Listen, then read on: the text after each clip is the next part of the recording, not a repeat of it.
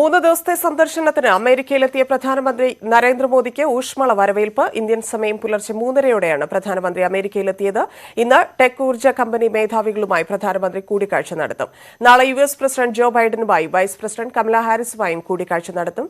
Washington ഡിസിയിൽ നിന്നും news 18 പ്രതിനിധി മഹാ സിദ്ദിഖിയുടെ report.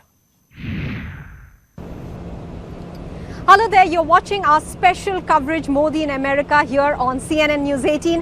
I'm Maha Siddiqui coming to you live from Washington DC from outside the White House, which is right behind me. And we'll be talking today about the Prime Minister's hectic 3-day schedule here in America, starting off with meetings with his counterparts from Japan and Australia, who will be present here in America as well for the Quad Summit, to meeting the CEOs of various American companies.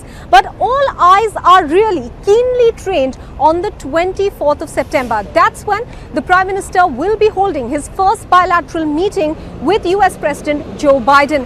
That's also the day when the leaders of the 4 Quad countries, US, India, Japan and Australia, will be putting their heads together on how to counter China and its growing aggression. So clearly the 24th of September is the highlight of this 3 days when the Prime Minister will be in America. On the 25th of September, the Prime Minister will be addressing the United Nations General Assembly. He will be traveling to New York for that address or speech. But let me start off with the Quad Summit. This will be the first in-person Quad Summit. There was a virtual summit that was held earlier this year, and at that time itself, US President Joe Biden had said that he will be keen to organize an in-person summit this year itself. So despite the raging pandemic in America, where we are seeing record number of hospitalizations, and what we have seen in Afghanistan and the chaos that broke out, President Biden is ensuring that despite all these, he still holds the Quad Summit.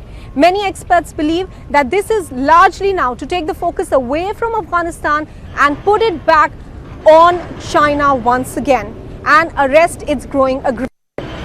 That's really the focus of the Quad Summit.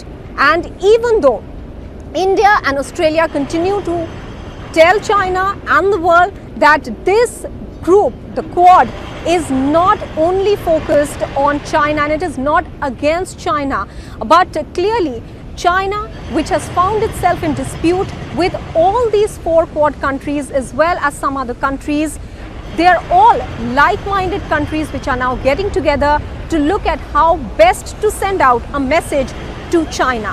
So here's a package, here's a report on what should we expect from the Quad and how the focus will now be turned from Afghanistan back to China.